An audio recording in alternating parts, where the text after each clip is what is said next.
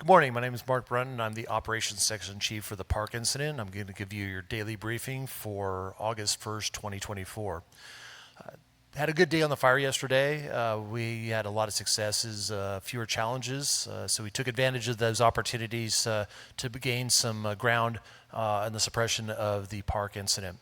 So just take you around the incident and explain where we're at today and what our objectives are moving forward through this operational period. As we started the heel of the fire, again, moving up the west side of the fire, a vast majority of this is looking very, very good. Direct line, good mop up.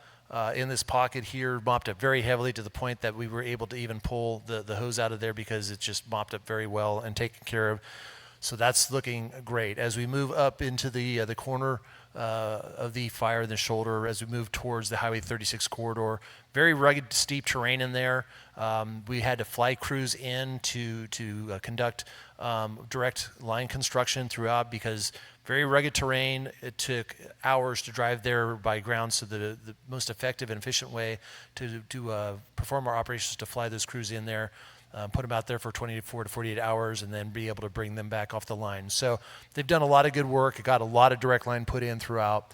As we move up into the Highway 36 corridor, great opportunities and success there. Lanes Valley, a lot of area, direct line. Few pockets here and there that we just need to kind of connect the dots between the Doge line and hand line where it's inaccessible. All along the area of South Battle Creek, that's being taken care of and looking very good. As we come around the right shoulder of the fire and starting to come down the Highway 32 corridor, as we get into the what we call Branch 15, that area just below Manton and moving towards Lassen Lodge. A lot of work in there, heavy fuels, steep topography, a lot of challenges within there, so not easy area to work in and to put our direct line into. So it's a very laborious activity to have success in there, but they are getting strides and taking strides to make that happen. Moving further down as we move towards Mill Creek, that's our biggest challenge. We have fire established in Mill Creek. However, the smoke conditions are such that visibility-wise from the ground, we can't see down into that drainage due to the smoke conditions, the topography being very steep, heavy fuel loading, so we really can't see directly from there. From the air, it's smoked in, so we can't get our helicopter rotor wing or fixed wing in there to do any sort of water or retardant drops, nor to recon that part of the fire. The best what we have is through thermal imaging, and we're using those products to give us an idea of what the fire is doing, roughly where it's located and its intensity. Right now, it's just sitting there actively burning, kind of boiling up, and that is a big concern because when that smoke does lift and we do get the clear air, we do anticipate some significant fire activity from that area.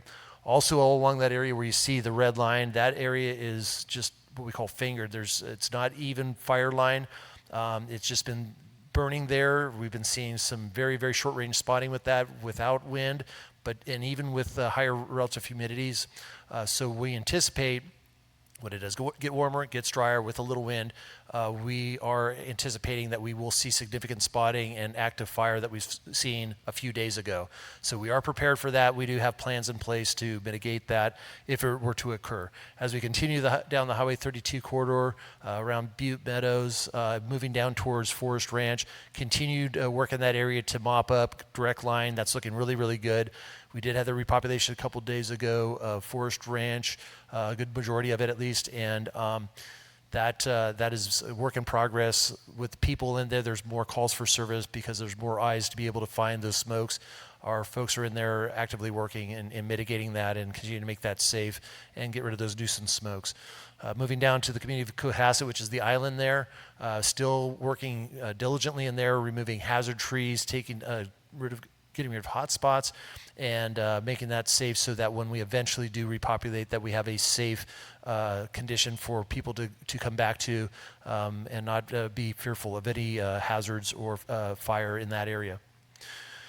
Moving down the rest of the fire down to the heel, looking really good, mop up, heavy patrol mop up, and so that's looking outstanding and very happy with our progress there. We have contingency lines in place, so if the fire were to spread, that we have lines to fall back to combat the fire. Up in the Shasta zone that hasn't been impacted by fire, they have all their lines in and are ready, so the fire were to spread in that area, that we have lines that we can attack the fire from. Along the top of the fire, like that South Battle Creek area, a lot of direct line in there, and as well as our contingency lines. A lot of hard work, but that's a lot of fuels, a lot of topography, but we have a lot of equipment, dozers and masticators such to create a very good fire line to fall back on if we need to. Moving down into Butte County with our contingency, that's getting near completion, taking advantage of a lot of the fuel breaks that have existed prior to the fire, and then they're moving back up towards that Mill Creek drainage so that they can put a contingency line so the fire does come out of that drainage, that it will not come down on the that right flank of the fire and come back around and button hook us on that. So it's basically one of the contingencies we have in place to help mitigate that situation. We have a number of aircraft, over 40 rotor wing helicopters available. We have 2 helibases and establishing a third to support the troops on the ground. We've been able to fly as much as we can, but due to the smoke conditions the past 24 hours, it's been very difficult to fly any aircraft and to be not only safe but also successful. And also the fixed wing aircraft, same story with the smoke conditions. So today, with the anticipated weather in the coming days, our smoke conditions we're going to see lessen. However, that means that it will pull the lid off the pot, if you will, and now we have a situation where it becomes hotter, drier, and the energy can be released out of the fire that's burning and smoldering there, where we will anticipate fire behavior to increase, intensify. So we, like I said earlier, are planning for that, and we have some priorities set for the fire.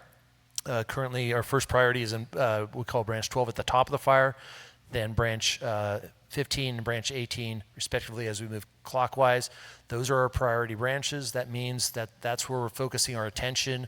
We're putting our resources. We can't, unfortunately, put all our resources throughout the entire fire. It's very large, limited resources. So we triage the fire, set priorities, and those are the areas that we attack and have our plans focused on. So we focus our attention there. We will move resources as needed to the other parts of the fire to mitigate those circumstances and to adjust to any spot fires that may occur throughout the day or intensity of the fire. We're also, to help us out, receiving resources from out of state. Today we received 7 task forces, 2 from the state of Utah and 5 from the state of Texas. And throughout the next week we will see additional resources coming from other states such as Arizona, North Dakota, and Nevada, to name a few. Also, the National Guard have given us assets as far as air assets, rotor wing aircraft, but also they are sending some ground personnel that are being trained as we speak to be hand crews, and we will be seeing probably the first force package showing up Saturday, and then another the following week, and then some others as the week goes on. And these will help free up our Type 1 crews to go do direct firefighting, and these crews are really good to support and do what we call coal line mop-up work and free up our Type 1 crews. So very fortunate that we have these resources from out of state and from other entities to assist us in combating this fire.